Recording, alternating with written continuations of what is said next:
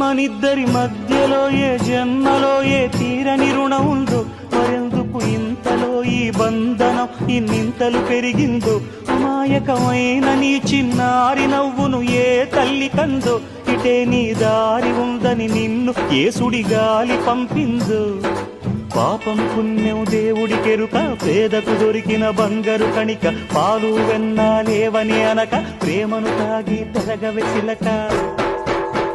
వలేసే పాడు లోకం కంటపడక ఉండు నాయనక, ఇలా నా గుండెలోనే గువ్వల కొలు ఉండిపోయింక.